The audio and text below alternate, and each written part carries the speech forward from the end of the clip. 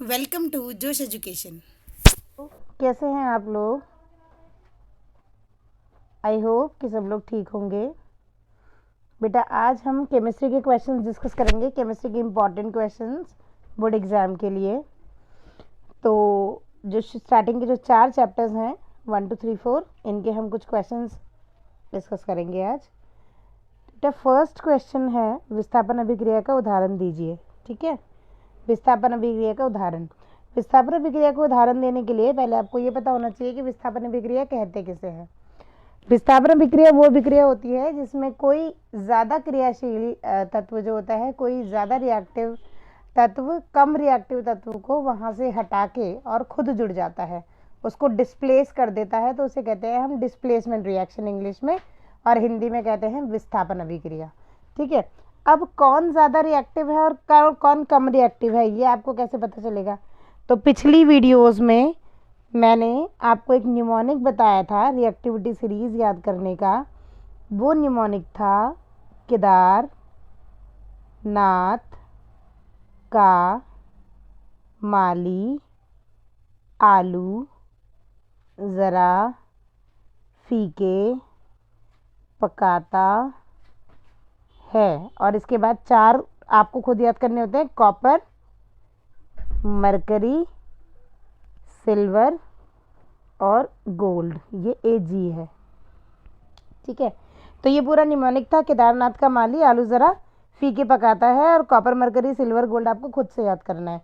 तो इसमें बेटा जो ऊपर वाले जो तत्व है वो नीचे वाले तत्व को डिस्प्लेस कर सकते हैं क्योंकि ज़्यादा रिएक्टिव है, लेकिन नीचे वाले तत्व ऊपर वाले को डिस्प्लेस नहीं कर सकते। यानी कि कम रिएक्टिव वाला ज़्यादा रिएक्टिव को डिस्प्लेस नहीं कर पाएगा, और ज़्यादा रिएक्टिव जो है वो कम रिएक्टिव को डिस्प्लेस कर देगा। तो यहाँ देखिए इसका जो एग्जाम्पल है वो है iron plus copper sulphate gives iron sulphate plus copper, क्योंकि आयरन जो है वो कॉपर से ऊपर है, तो आयरन ने कॉपर को डिस्प्लेस किया और खुद जुड़ गया।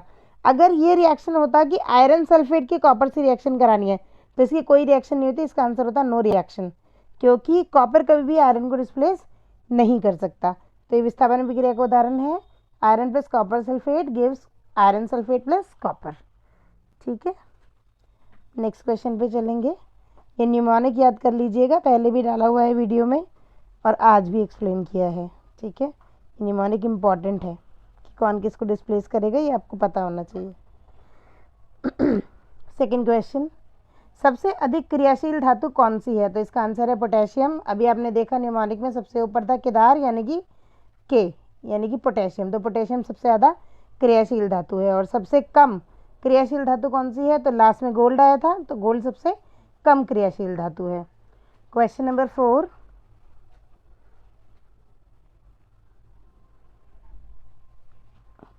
क्वेश्चन नंबर 4 है H2S plus Br2 gives 2HBr plus S, यानी कि ये एक रिएक्शन है। इस रिएक्शन में हमें देखना है कि किसका उपचयन हो रहा है। उपचयन अपचयन क्या होता है? उपचयन वो होता है बेटा जहाँ पे ऑक्सीजन या तो ऐड हो रही हो या हाइड्रोजन रिमूव हो रही हो।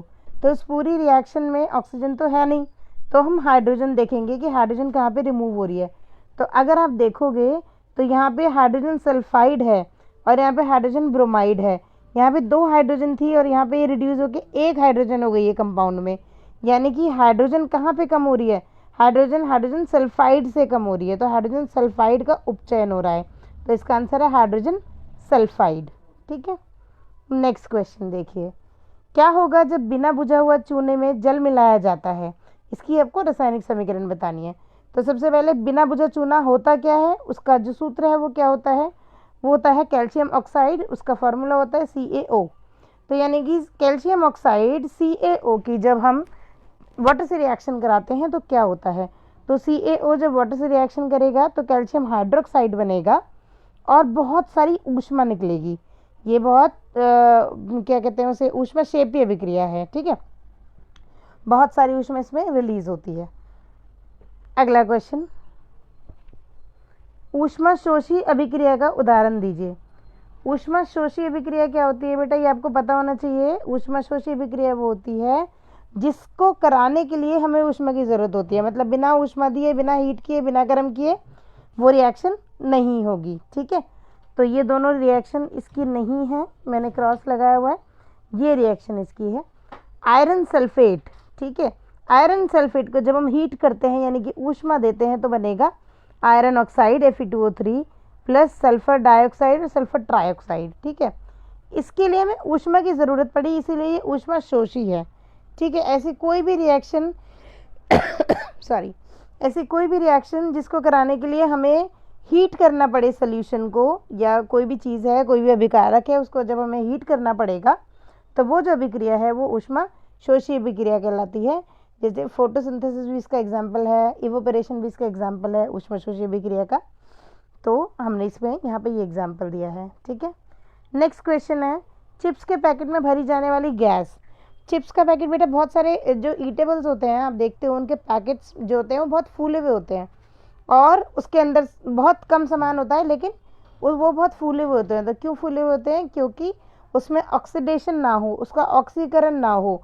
ऑक्सीकरण होने से क्या होता है? ऑक्सीकरण होने से उसका टेस्ट और उसकी स्मेल चेंज हो जाती है।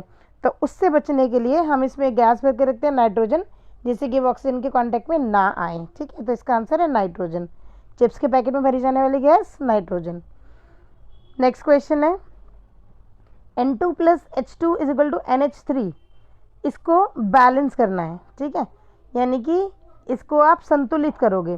तो संतुलित करने के लिए आप देखिए ये N2 है और ये H2 है, NH3 बना, ठीक है। तो हाइड्रोजन यहाँ थे 3 और यहाँ थे 2, तो हम क्या करेंगे, इसको इक्वल करेंगे। तो हमने यहाँ पे 3 लगाया, यहाँ पे 2 लगा दिया। अब देखिए नाइट्रोजन इधर भी 2 हैं, इधर भी 2 हैं, हाइड्रोजन 3 × 6 हैं इधर और इधर भी 3 × 6 हैं, तो ये बैलेंस हो गया है, ठीक है। नेक्स्ट पेज पे चलते हैं। अगला क्वेश्चन है बेटा, द्विविस्थापन अभिक्रिया का उदाहरण। मैंने ऊपर आपको विस्थापन अभिक्रिया बताई थी। द्विविस्थापन अभिक्रिया में क्या होता है, उसमें बेटा दोनों आपस में अपने जो आयन्स होते हैं उनको चेंज कर लेते हैं, ठीक है। जैसे यह है सोडियम सल्फेट और बेरियम क्लोराइड। तो यहाँ से क्या होगा, जो सोडियम है वो क्लोराइड के साथ जुड़ जाएगा और बेरियम जो है वो सल्फेट के साथ जुड़ जाएगा, ठीक है, एक्सचेंज हो जाएंगे। तो ये बनेगा बेरियम सल्फेट और सोडियम क्लोराइड, ठीक है। ये द्विविस्थापन अभिक्रिया का उदाहरण है जिसमें दोनों अपने आप को एक्सचेंज कर लेते हैं। क्वेश्चन नंबर 10, कैल्शियम ऑक्साइड में जल मिलाने पर तापमान पर क्या प्रभाव पड़ेगा। हमने पीछे क्वेश्चन अभी डिस्कस किया था कि कैल्शियम ऑक्साइड बिना बुझा चूना था, उसको जल में मिलाते हैं तो हम कैल्शियम हाइड्रोक्साइड बनता है और बहुत सारी ऊष्मा मिलती है। तो अगर ये क्वेश्चन आता है कि जल मिलाने पर तापमान पर क्या प्रभाव पड़ेगा, तो आपको पता है कि ये ऊष्मा क्षेपीय अभिक्रिया है, बहुत सारी ऊष्मा निकली थी, इसका मतलब तापमान बढ़ेगा और जल उबलने लगेगा, ठीक है। नेक्स्ट क्वेश्चन, 2 लवण जो श्वेत श्याम फोटोग्राफी में काम आते हैं। श्वेत श्याम मतलब बेटा ब्लैक एंड वाइट फोटोग्राफी, ठीक है। तो ऐसे 2 लवण जो श्वेत श्याम फोटोग्राफी में काम आते हैं उनके नाम हैं सिल्वर क्लोराइड और सिल्वर ब्रोमाइड, ठीक है, AgCl और AgBr। ये दोनों देखिए इसकी रिएक्शन पूरी करके दिखाई हुई है कि सूर्य के प्रकाश में सिल्वर क्लोरीन अलग अलग हो जाते हैं और सिल्वर और ब्रोमीन अलग अलग हो जाते हैं, ठीक है। ये दोनों इसके आंसर हैं यही, जो सिल्वर क्लोराइड और सिल्वर ब्रोमाइड। उसके बाद है टिंडल प्रभाव क्या है। टिंडल प्रभाव क्या होता है बेटा, आपको पता है कि हमारा जो वायुमंडल है उसमें बहुत सारे धूल के कण, वाटर वेपर के कण, वायु है, वायु में कई गैसेस हैं, सबका मिक्सचर है ना, बहुत छोटे छोटे कण हमारे वायुमंडल में प्रेजेंट होते हैं, ठीक है। तो उन छोटे छोटे कणों से जब कोई, जैसे सनलाइट आ रही है हमारे पास, तो सनलाइट से जब वो छोटे छोटे कण टकराते हैं तो जो सनलाइट है उसका रास्ता बिल्कुल साफ दिखाई देने लगता है, इसी को टिंडल प्रभाव कहते हैं, ठीक है। टिंडल प्रभाव आपने ऐसे भी देखा होगा कि कोई बंद कमरा है, बिल्कुल बंद है, ठीक है, और वहाँ कहीं एक होल से सूर्य की रोशनी आ रही है, तो वो बिल्कुल जहाँ पे वो सूर्य की रोशनी आती है वो एक किरण पुंज जो आपको दिखाई देगा, उसमें आप देखते हो छोटे छोटे पार्टिकल्स जो हैं वो मूव करते रहते हैं, है ना, एनवायरमेंटल पार्टिकल्स दिखते हैं, तो वही क्या है, टिंडल प्रभाव है, ठीक है। 13th question, iron plus water gives iron oxide plus hydrogen. इसको संतुलित करना है और उपचायक अपचायक बताना है। तो बैलेंस तो हमने इसे कर दिया, आयरन के 2 मॉलिक्यूल्स लगेंगे, वाटर के 3 मॉलिक्यूल्स लगेंगे उसके बाद यहाँ पे 3 मॉलिक्यूल ऑफ हाइड्रोजन है। ठीक है, बैलेंस करना तो आपको आता ही होगा कि उपचायक और उसमें देख अभिकारक और उत्पाद में देख लेते हैं कि कितने कितने एटम्स हैं और फिर उसको हम बैलेंस कर लेते हैं। ठीक है, अब इसमें इन्होंने पूछा है कि उपचायक और अपचायक क्या होते हैं। तो बेटा उपचायक है इसमें वाटर और अपचायक है इसमें आयरन। क्यों है? क्योंकि देखिए आयरन का यहाँ पे उपचयन हो रहा है, आयरन यहाँ पे अकेला था, यहाँ पे ऑक्सीजन ऐड हो गई, उपचयन हो रहा है। जिसका उपचयन होता है वो अपचायक होता है, जिसका अपचयन होता है वो उपचायक होता है। और इसका हो रहा है अपचयन, इसके साथ ऑक्सीजन ऐड थी, अब यहाँ पे ऑक्सीजन नहीं है, इसका अपचयन हो रहा है तो ये उपचायक है, इसका उपचयन हो रहा है तो ये अपचायक है। ठीक है, चलिए next question number 14, ferrous sulphate के क्रिस्टल का रंग बताइए। तो ये हरे रंग के होते हैं फेरस सल्फेट के क्रिस्टल। ठीक है, क्वेश्चन नंबर 15, कॉपर सल्फेट के विलेन में एक लोहे की कील को डाला जाता है, अभिक्रिया से पहले तथा अभिक्रिया के बाद विलेन का रंग बताइए। ये कॉपर सल्फेट जो है, ये रहा कॉपर सल्फेट और ये आयरन है। जब यहाँ पे रिएक्शन होगी तो आपको पता है कि आयरन सल्फेट होगा और साथ में कॉपर रिलीज होगा। मैंने आपको पहले भी क्वेश्चन बताया था, मेरे ख्याल से फर्स्ट क्वेश्चन था ये, क्योंकि ये ज़्यादा रिएक्टिव था आयरन तो इसने कॉपर को हटा के ये खुद ऐड हो गया। अब यहाँ पे क्या पूछा है क्वेश्चन, यहाँ पे ये नहीं पूछा है कि क्या बनेगा, यहाँ ये पूछा है कि सोल्यूशन के कलर में क्या चेंज आया है। तो अभिक्रिया से पहले विलेन का रंग होता है नीला, क्योंकि कॉपर सल्फेट का कलर ब्लू होता है, और उसके बाद हो जाता है अभिक्रिया के बाद हो जाता है हरा, क्योंकि आयरन सल्फेट का कलर ग्रीन होता है। ठीक है, नेक्स्ट क्वेश्चन, सफ़ेद रंग का चूर्ण जो टूटी हड्डियों के उपचार में काम आता है। तो बेटा वो प्लास्टर ऑफ पेरिस है, CaSO4 × ½ H2O। Next question, silver chloride को धूप में रखने पर क्या होगा। सिल्वर क्लोराइड को जब हम धूप में रखते हैं तो वो सिल्वर और क्लोरीन में डिसोसिएट हो जाता है। ठीक है, सिल्वर और क्लोरीन अलग अलग हो जाते हैं। ठीक, चलिए नेक्स्ट क्वेश्चन, जल के विद्युत अपघटन में कैथोड तथा एनोड पर कौन सी गैस एकत्रित होगी। ठीक है, तो कैथोड जो होता है बेटा वो हमेशा नेगेटिव टर्मिनल होता है, एनोड जो होता है वो पॉजिटिव टर्मिनल होता है। तो आपको पता है ऑपोजिट चार्जेस आते हैं हमेशा, ऑक्सीजन के ऊपर माइनस चार्ज होता है, हाइड्रोजन के ऊपर प्लस चार्ज होते हैं। तो कैथोड माइनस चार्ज वाला है तो उसके ऊपर प्लस चार्ज वाला आएगा, तो कैथोड पर क्या आता है, हाइड्रोजन आता है, और एनोड पर क्या आता है, ऑक्सीजन आता है। क्योंकि एनोड जो है वो पॉजिटिव चार्ज वाला होता है तो उसी के पास नेगेटिव चार्ज वाली ऑक्सीजन आएगी। ठीक है, नेक्स्ट क्वेश्चन, क्वेश्चन नंबर 19, पृथ्वी की भूपर्पटी पर अधिकतम पाई जाने वाली धातु यानी कि कौन सी धातु सबसे ज़्यादा पाई जाती है। तो इसका आंसर है एल्यूमिनियम। नेक्स्ट, वह धातु जो ऊष्मा की कुचालक है। धातुएं ज़्यादातर ऊष्मा की सुचालक होती हैं, मोस्टली धातुएं जो है वो ऊष्मा का चालन करती हैं, लेकिन ये जो दो धातुएं हैं ये ऊष्मा की कुचालक हैं, लेड और मरकरी, पारा। ठीक है, इन्हें याद कर लीजिएगा, ये एक्सेप्शंस हैं। नेक्स्ट क्वेश्चन है, जिंक, आयरन, मैग्नीशियम और सोडियम को सक्रियता के बढ़ते क्रम में लगाइए। इसमें मैंने ये निमोनिक पूरा दोबारा से लिख दिया है, केदारनाथ का माली आलू ज़रा फीके पकाता है, कॉपर, मरकरी, सिल्वर और गोल्ड। अब ये अगर आपको याद है तो आप इससे देख लीजिए कि बढ़ते क्रम में लगाना है। ठीक है, छोटे से बड़ा, ये याद रखिएगा, सबसे पहले सोडियम नहीं लगा दीजिएगा। ठीक है, उल्टा चलेगा, सबसे पहले क्या आएगा, आयरन आएगा, उसके बाद जिंक आएगा, उसके बाद मैग्नीशियम आएगा, उसके बाद सोडियम आएगा। बढ़ते क्रम में लगाना था, ठीक है, घटते क्रम में नहीं। कई बार क्वेश्चन कंफ्यूजिंग आते हैं तो आपको ये ध्यान रखना है, बहुत ध्यान से पढ़ना है कि क्वेश्चन में वो क्या पूछ रहा है। ठीक है, नेक्स्ट क्वेश्चन, लोहे की भाप से अभिक्रिया करवाने पर क्या होगा। तो जब आयरन की वाटर से रिएक्शन होती नहीं है, ठंडे पानी से नहीं होती, गर्म पानी से नहीं होती, स्टीम से होती है, भाप से होती है। तो भाप से रिएक्शन जब करेगा तो आयरन भाप से रिएक्शन करके आयरन ऑक्साइड बनाता है और हाइड्रोजन गैस रिलीज करता है। ठीक है, बैलेंस कर लीजिएगा, कोई भी रिएक्शन आप लिखेंगे केमिस्ट्री में उसे बैलेंस ज़रूर करेंगे बेटा। ठीक है, नेक्स्ट क्वेश्चन, एक्वारेजिया में उपस्थित अम्लों के नाम तथा अनुपात बताइए। ये बताने से पहले आपको ये पता होना चाहिए कि एक्वारेजिया है क्या। एक्वारेजिया एक ऐसा सोल्यूशन है जो गोल्ड को भी पिघला सकता है।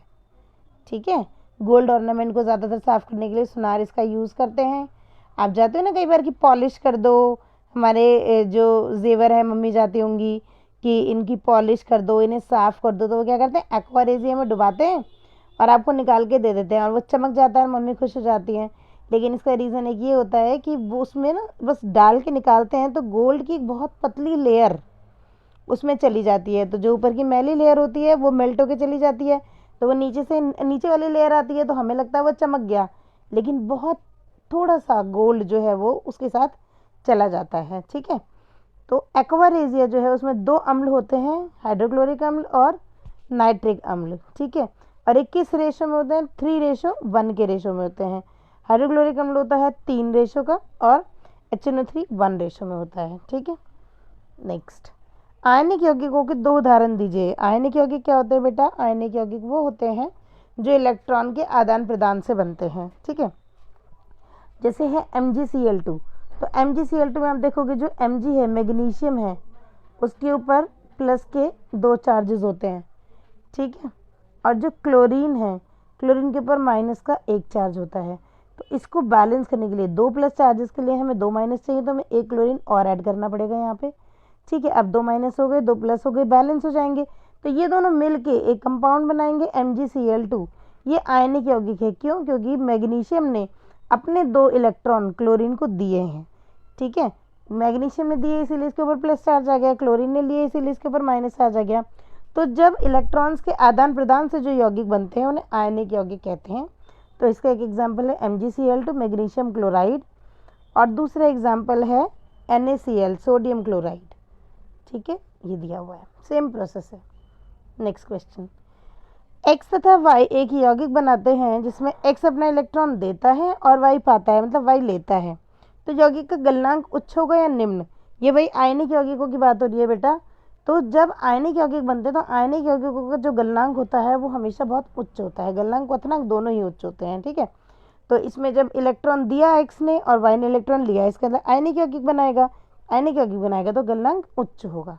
ठीक है, नेक्स्ट क्वेश्चन एक धातु जो चाकू से काटी जा सकती है, तो उसका आंसर है सोडियम। वो धातु है, धातु जनरली हार्ड होती है, लेकिन जो सोडियम है वो इतनी सॉफ्ट होती है कि आप उसे चाकू से काट सकते हो, ये एक्सेप्शन है, इसको याद रख लीजिएगा। नेक्स्ट क्वेश्चन, 3 तत्व हैं X, Y और Z। X का इलेक्ट्रॉनिक कॉन्फ़िगरेशन है 10, Y का है 17 और Z का है 12। अब इसमें से आपको धातु और अधातु बताने हैं। आपको एक बात बता दूं कि जो धातु होती है उनके ऊपर जनरली प्लस चार्ज होता है, वो जनरली इलेक्ट्रॉन देते हैं। ठीक है, अधातु जो होती है उन पर जनरली माइनस चार्ज होता है। तो हमें क्या करना है, हमें इसका इलेक्ट्रॉनिक विन्यास बनाना है। तो जो X है उसका 10 है तो उसका इलेक्ट्रॉनिक विन्यास क्या होगा? 2 और 8, तो ये नियॉन है। ठीक है, Y जो है क्लोरीन, क्लोरीन का होता है पहले शेल में 2, दूसरे शेल में 8, तीसरे शेल में 7 है, तो ये इसे 1 इलेक्ट्रॉन की ज़रूरत होगी, ज़रूरत होगी इसके अंदर नेगेटिव, तो ये अधातु होगा। ठीक है, और Mg यानी कि मैग्नीशियम, ये था 2, सॉरी मैग्नीशियम का जो था वो था 2, 8 और 2, इसके पास 2 एक्स्ट्रा है तो ये 2 किसी को दे देगा, तो देने वाला जो होता है वो क्या होती है? जनरली पॉजिटिव चार्ज होता है, तो वो धातु होती है। तो मैग्नीशियम धातु आएगा और नियोन और क्लोरीन दोनों अधातु आएंगे। ठीक है,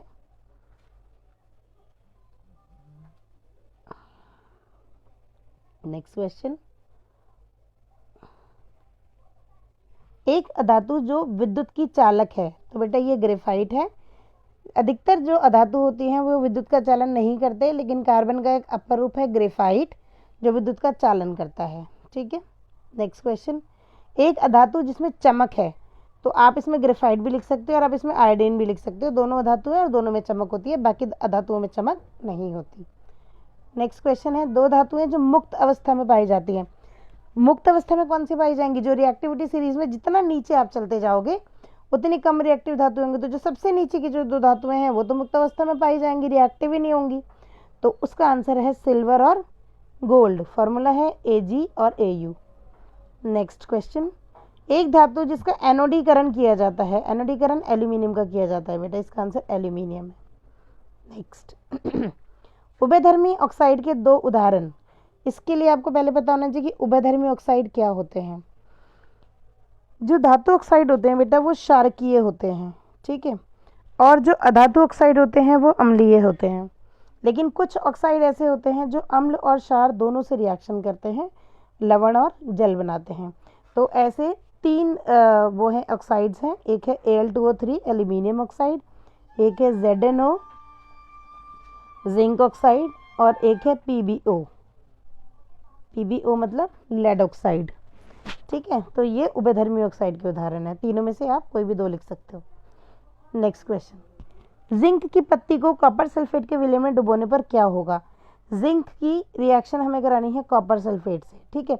फिर आप वो रिएक्टिविटी सीरीज में देखोगे कि रिएक्शन होगी भी या नहीं होगी, ठीक है। जिंक जो है वो कॉपर से ऊपर आता है, तो यानी कि जिंक कॉपर को डिस्प्लेस करके खुद जुड़ जाएगा, तो जिंक सल्फेट बनेगा और साथ में कॉपर बनेगा। नेक्स्ट, लोहे के कनस्तर धातुओं के कौन से गुण को दर्शाते हैं। मतलब लोहे के कनस्तर को बनाना, लोहे से जो लोहे के कनस्तर बनते हैं, ये धातुओं के कौन से गुण को दर्शाता है। तो दर्शाता है बेटा आघात वर्धनीयता को। मतलब उसको प्रेस करके या उसको दबा के या उसको पीट के जो चादरें बनाई जाती हैं, उस गुण को कहते हैं ना आघात वर्धनीयता। तो लोहे से लोहे के कनस्तर को बनाना कौन सा गुण बताता है, आघात वर्धनीयता बताता है। नेक्स्ट क्वेश्चन, एक धातु जो गर्म पानी के साथ अभिक्रिया करता है, बेटा वो मैग्नीशियम है, याद कर लीजिएगा। नेक्स्ट, धातु ऑक्साइड अम्लीय है या क्षारकीय। अभी कुछ क्वेश्चन पहले डिस्कस हुआ था कि धातु ऑक्साइड जो होते हैं वो क्षारकीय होते हैं। नेक्स्ट, नाइट्रिक अम्ल के साथ कौन सी धातु हाइड्रोजन गैस देती है। बेटा नाइट्रिक अम्ल जो है ना वो एक ऐसा अम्ल है जिसे हम निर्जलीकारक के रूप में यूज़ करते हैं। ये क्या करता है, हाइड्रोजन गैस रिलीज ना करके ये वाटर रिलीज करता है सीधे, ठीक है। अम्ल के साथ जो धातुओं के साथ रिएक्शन करके ज़्यादातर अम्ल जो है वो हाइड्रोजन गैस देते हैं, लेकिन नाइट्रिक एसिड हाइड्रोजन गैस नहीं देता, वो सीधे वाटर बनाता है। लेकिन दो जो धातुएं हैं वो ऐसी हैं जिनके साथ वो हाइड्रोजन गैस देता है, वो है मैग्नीशियम और मैंगनीज, ठीक है। नेक्स्ट क्वेश्चन, सोडियम को मिट्टी के तेल में क्यों रखा जाता है। इसलिए रखा जाता है क्योंकि ये वायु और जल के साथ अभिक्रिया करके जलने लगता है। मतलब ये बहुत रिएक्टिव है। आपने देखा सबसे ऊपर केदार और नाथ, यानी कि पोटेशियम और सोडियम तो बहुत ही ज़्यादा रिएक्टिव हैं। ये वायु में आते ही वायु के साथ रिएक्शन कर लेते हैं या वाटर वेपर के साथ रिएक्शन कर लेते हैं और आग लग जाती है। तो इससे बचने के लिए इन्हें मिट्टी के तेल में रखा जाता है, जिससे कि ये वायु और जल के कॉन्टैक्ट में ना आए। नेक्स्ट क्वेश्चन है, सफ़ेद फास्फोरस को जल में डुबोकर क्यों रखा जाता है। सफ़ेद फास्फोरस बेटा धातु है पहली बात तो, और ये भी इतना ज़्यादा रिएक्टिव है कि ये वायु के संपर्क में आके ही जलने लगता है। लेकिन इसकी एक खास बात यह है कि जल से अभिक्रिया नहीं करता, तो ये वायु के कांटेक्ट में ना आए, इसीलिए इसे जल में डुबो कर रखा जाता है, ठीक है। अगला क्वेश्चन है, थर्मिट अभिक्रिया क्या है। थर्मिट अभिक्रिया क्या है बेटा, जो वो होते हैं ना एल्यूमिनियम की जो आयरन ऑक्साइड के साथ अभिक्रिया होती है उसे हम थर्मिट अभिक्रिया कहते हैं, ठीक है। एल्यूमिनियम की आयरन ऑक्साइड के साथ अभिक्रिया जो है वो थर्मिट अभिक्रिया कहलाती है, ठीक है। और ये एक ऊष्मा क्षेपीय अभिक्रिया है, बहुत ज़्यादा ऊष्मा निकलती है इसमें, ठीक है। चलिए अगला क्वेश्चन, दो धातुएं जो आपकी हथेली पर पिघल जाती हैं, इसका आंसर है गैलियम और सीजियम। नेक्स्ट क्वेश्चन, एनोडीकरण क्यों किया जाता है। एनोडीकरण बेटा इसलिए किया जाता है जिससे कि धातुओं में संक्षारण ना हो। मतलब एनोडीकरण क्या होता है, जनरली एल्यूमिनियम का किया जाता है। वो इसलिए किया जाता है कि एल्यूमिनियम के ऊपर आप एल्यूमिनियम ऑक्साइड की एक परत बना दीजिए, उसके बाद तो फिर वो ऑक्सीजन से रिएक्शन नहीं करेगा ना, तो बाकी जो अंदर की जो लेयर्स हैं वो संक्षारण से बची रहेंगी। तो धातु को संक्षारण से बचाने के लिए हम खुद ही एनोडीकरण करा देते हैं, मतलब एक ऑक्साइड की लेयर उसके ऊपर खुद ही चढ़ा देते हैं जिससे कि अंदर की लेयर्स बची रहें, ठीक है। अगला है, कार्बन के दो अपर रूप बताइए। तो कार्बन के दो अपर रूप हैं ग्रेफाइट और हीरा। नेक्स्ट है, पेंसिल की नोक में पाई जाने वाली धातु, तो वो ग्रेफाइट है। नेक्स्ट है, CnH2n किसका सूत्र है, तो ये एल्कीन का सूत्र है, ठीक है। एक होता है CnH2n+2, ये एल्केन का सूत्र है। एक है CnH2n-2, ये एल्काइन का सूत्र है, ठीक है। नेक्स्ट, ब्यूटेन का संरचनात्मक सूत्र बताइए। तो ब्यूटेन ब्यूट है, तो 4 कार्बन आएंगे बेटा, फिर 4 कार्बन को आप उसी के अकॉर्डिंग अरेंज कर लोगे। ब्यूटेन एन है, एल्केन है, तो सारे सिंगल बॉन्ड आएंगे। फिर आपने इसको इस तरह से लगा दिया है, ठीक है। नेक्स्ट क्वेश्चन, कार्बन तथा हाइड्रोजन से बनने वाले यौगिक का नाम। कार्बन तथा हाइड्रोजन से बनने वाले यौगिक का नाम क्या होता है? हाइड्रोकार्बन कहते हैं उसे, ठीक है। नेक्स्ट, बेंजीन का आणविक सूत्र। तो बेंजीन में बेटा 6 कार्बन होते हैं, ऑल्टरनेट ये डबल बॉन्ड होंगे, एक छोड़ के एक, ठीक है। और फिर बाकी की वैलेंसी जो है वो हाइड्रोजन से बैलेंस होंगी। और इसका जो आणविक सूत्र होता है वो होता है C6H6 और ये इसका संरचनात्मक सूत्र है, ठीक है। Next question, ethyne. इथाइन का इलेक्ट्रॉन डॉट स्ट्रक्चर बनाइए। इथाइन मतलब आयन लग गया है तो ट्रिपल बॉन्ड आएगा, कार्बन कार्बन के बीच में ट्रिपल बॉन्ड है, और बाकी की वैलेंसी जो है वो हाइड्रोजन से बैलेंस करेंगे, ठीक है। तो ये इथाइन है, इसका इलेक्ट्रॉन डॉट स्ट्रक्चर ये रहा, ठीक है। लास्ट क्वेश्चन है बेटा, मेथनॉल का समजातीय यौगिक बताइए। मेथनॉल क्या होता है? CH3OH, इसका समजातीय यौगिक। समजातीय मतलब बेटा इसी की श्रेणी में अगला यौगिक कौन सा होता है? तो आपको पता है कि किसी भी यौगिकों की श्रेणी में, किसी भी समजातीय श्रेणी में 2 मेंबर्स के बीच में CH2 का अंतर होता है। तो इसमें अगर आप CH2 ऐड करोगे तो बनेगा इथाइल अल्कोहल, यानी कि एथेनॉल। मेथेनॉल, मेथेनॉल का अगला एथेनॉल, तो इसका आंसर होगा एथेनॉल, जिसका फार्मूला है C2H5OH, ठीक है। तो बेटा ये 50 क्वेश्चंस थे आपके केमिस्ट्री के, बहुत इंपॉर्टेंट क्वेश्चंस हैं। मैंने डिटेल में आपको एक्सप्लेन कर दिया है, आई होप आप लोगों को समझ में आए होंगे। ऐसे ही क्वेश्चन देखने के लिए मैं बायो के भी क्वेश्चन ऐसे बनाऊंगी और फिजिक्स के भी बनाऊंगी।